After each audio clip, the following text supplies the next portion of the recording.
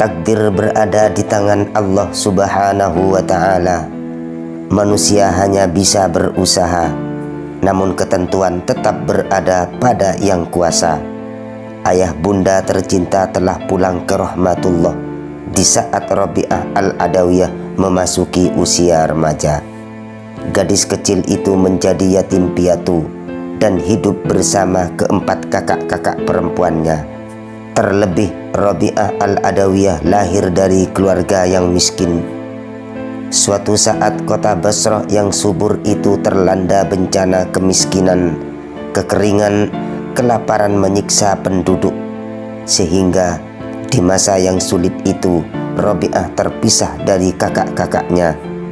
Pada suatu hari ketika Rabi'ah Al-Adawiyah berada di luar rumah, tiba-tiba datang seorang penjahat. Rabi'ah Al-Adawiyah ditangkap dan dijual kepada pembeli dengan harga 6 dirham. Gadis kecil itu dijadikan budak oleh pembelinya. Ia diperintah dengan sewenang-wenang, bahkan harus mengerjakan pekerjaan berat yang bukan pekerjaan untuk anak kecil. Di hari yang lain, Rabi'ah Al-Adawiyah berjalan seorang diri. Tiba-tiba datang seorang laki-laki yang tidak dikenal. Dengan penuh ketakutan, ia berlari sekuat tenaga, namun malang tidak dapat dihindarkan. Kaki Rabi'ah tergelincir sehingga tangannya tergilir. Gadis itu menangis sambil mengantuk-ngantukkan kepalanya ke tanah seraya mengeluh, "Ya Allah, aku adalah orang asing di negeri ini dan tidak mempunyai ayah dan ibu. Aku seorang tawanan yang tak berdaya dengan tangan cedera, tetapi aku tidak merasa sedih. Aku ingin memenuhi kehendak-Mu. Apakah Engkau berkenan atau tidak?" Tiba-tiba Rabi'ah dikagetkan dengan mendengar suara yang tak berwujud. "Rabi'ah, janganlah engkau berduka. Esok lusa engkau akan dimuliakan sehingga malaikat-malaikat iri kepadamu." Maka Rabi'ah segera kembali kepada majikannya. Di siang hari ia berpuasa untuk mengabdi kepada Allah Subhanahu wa ta'ala. Sedangkan di sepanjang malam ia selalu berdoa kepada Allah Subhanahu wa ta'ala. Pada suatu malam, majikan Rabi'ah terjaga dari tidurnya, dan ketika hendak ke belakang, ia lewat di sebelah kamar gadis itu. Sang majikan tanpa sengaja melihat Rabi'ah Al-Adawiyah sedang bersujud seraya berdoa kepada Allah Subhanahu wa ta'ala. "Ya Allah, Engkau tahu bahwa aku ingin memenuhi perintah-Mu dan mengabdi kepadamu. Jika saja aku dapat mengubah nasibku ini, niscaya aku tidak akan beristirahat sebentar pun dari mengabdi kepadamu. Tetapi Engkau telah menyerahkan diriku kepada kekuasaan seorang hamba-Mu." Ternyata rangkaian doa yang diucapkan oleh Rabi'ah Al-Adawiyah menyentuh hati sang majikan. Namun sesaat kemudian kedua mata majikan itu terbelalak tatkala tiba-tiba muncul sebuah lentera tanpa rantai gantung berada di atas kepala Rabi'ah.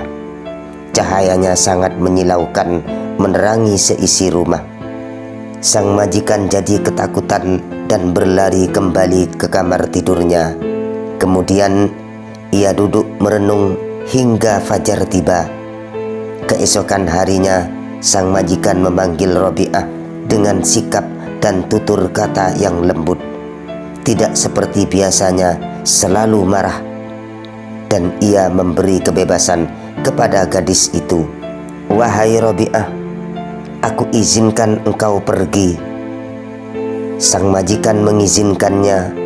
Kemudian gadis itu pergi ke padang pasir, menempuh perjalanan jauh, mencari tempat yang sepi untuk berhalwat, mendekatkan diri kepada Allah Subhanahu wa ta'ala dengan tekun beribadah dan berharap serta berdoa kepada Allah Subhanahu wa ta'ala.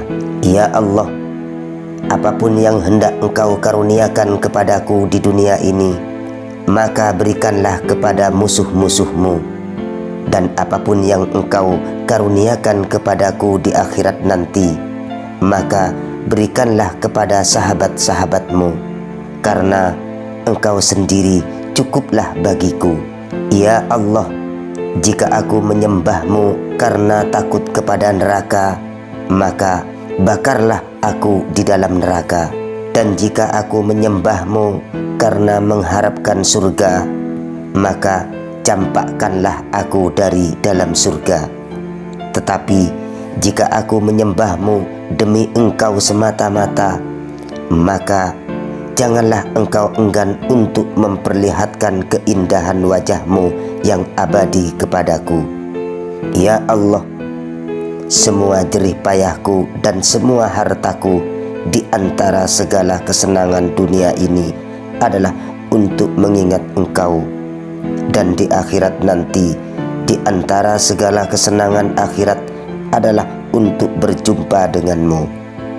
Begitu juga dengan diriku, sebagaimana yang telah aku ucapkan, maka lakukanlah seperti yang engkau kehendaki.